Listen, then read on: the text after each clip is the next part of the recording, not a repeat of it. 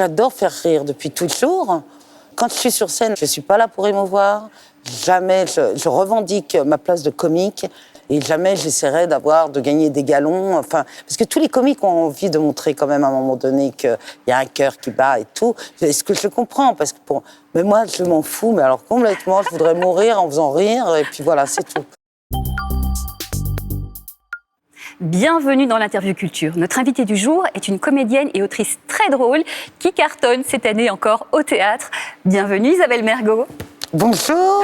On est ravis de vous recevoir pour cette pièce, un véritable succès. On rajoute des chaises même. Ça s'appelle Le Bracelet. Vous l'avez écrite et à vos côtés, on retrouve Jean-Luc Reichmann notamment. Alors Isabelle, Le Bracelet, c'est l'histoire de qui, de quoi ?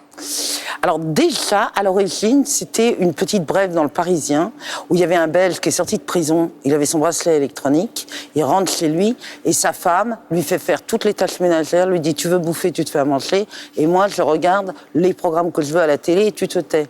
Il en a eu tellement marre, mais c'est une histoire vraie donc, et qu'il est parti de chez lui pour faire sonner son bracelet pour pouvoir être récupéré par les flics. Il a préféré retourner en tôle que de rester chez lui. Alors je lis ça souvent, c'est inspirant les petites brèves, les petits faits divers. Et je suis partie de là. Et puis vous savez, quand on écrit pour le théâtre, on cherche toujours des huis clos. Et ça, c'est un huis clos idéal. Il ne peut pas sortir. Donc moi aussi, je suis obligée de rester. Et donc c'est l'histoire d'un mec qui revient, Jean-Luc Reichmann, après 18 ans de prison, avec un bracelet à la cheville. Et voilà, moi j'ai refait ma vie avec moi-même. J'étais tranquille, j'étais peinard, comme dit Renaud. Et puis il vient. Mais c'est surtout que j'ai menti à toute ma famille. J'ai dit qu'il était dans le coma. Parce que je n'allais pas dire à ma fille qui a 21 ans quand à 3 ans, il était en tôle, etc. Donc j'ai menti, ce qui fait que tout le monde pense qu'il sort du coma et tout le monde est aux petits soins avec lui, sauf moi qui sais la vérité. Quoi. Voilà. Sauf que vous l'avez dit, vous avez refait votre vie, ça vous arrange pas du tout. Mais pas du tout, pas du tout. Je pense qu'il y a un amour qui revient 18 ans plus tard, qu'on a oublié. D'ailleurs, il me reconnaît même pas, tellement il trouve que je l'ai vieilli. Je pense que ça arrange pas beaucoup de gens, quoi.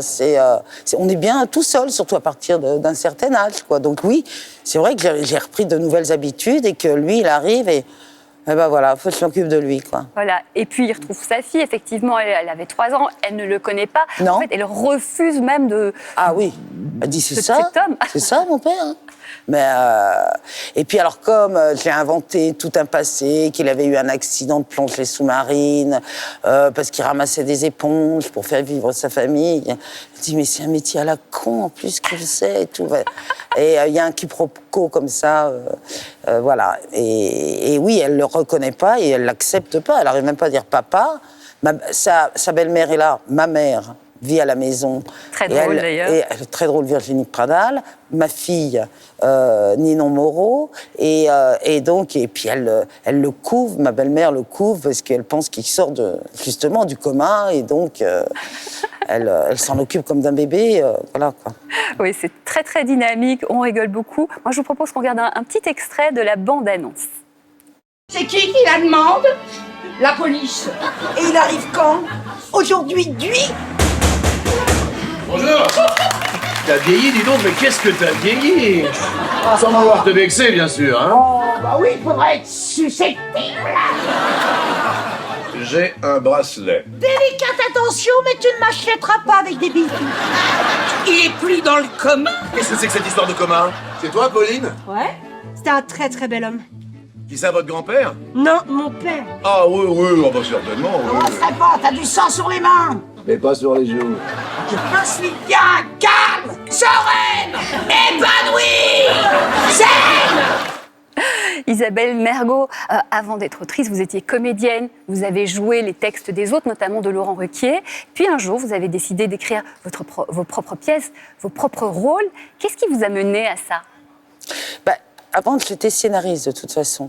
Avant même de monter sur scène, j'ai écrit beaucoup, des unitaires. J'ai écrit pour Gignot, pour Jean-Loup Bertuccelli, puis pour la télé aussi, pour le cinéma, pour la télé. Et puis, Je sais pas, c'est qu'un jour j'ai eu une idée comme ça, puis je me suis dit, tiens, je vais essayer. Je me sentais pas capable d'écrire pour le théâtre, parce que c'était une autre écriture que pour le cinéma. Puis finalement, j'ai réussi, quoi. Et puis, et c'est effectivement Laurent Ruquier qui m'a donné le goût de l'écriture du théâtre, de l'efficacité, comme ça, parce que lui aussi, il écrit très efficace. Et, Oui. voilà.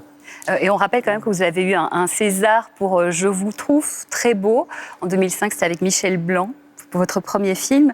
Alors, vous avez beaucoup d'autodérision, Isabelle. D'ailleurs, votre petit cheveu sur la langue, votre voix qui part dans les aigus plus qu'aigus, vous en jouez vraiment. Alors, non, c'est fou, parce que quand je lève la voix, ça part, c'est vrai, et quand j'engueule ma fille, que je pars dans les aigus, je sens qu'elle se mord les joues pour pas rien. Alors que moi, je suis vraiment en colère. Mais j'y peux rien, ça part. Je sais pas pourquoi. Là, j'ai une voix presque grave, enfin normale, parce que je vous parle. Mais et quand je suis en colère, il faut de prononciation. Alors là, je peux plus le maîtriser, quoi. Ça part dans tous les sens. Mais non. Et quand je parle fort aussi, ça part. Non, je suis comme ça, quoi. Mais ce qui est génial, c'est que pour une comédienne, on aurait pu dire oui, bon, peut-être que c'est pas forcément le meilleur métier. Et vous en avez fait une force, finalement. Oui, parce que d'abord, j'adore faire rire depuis toujours.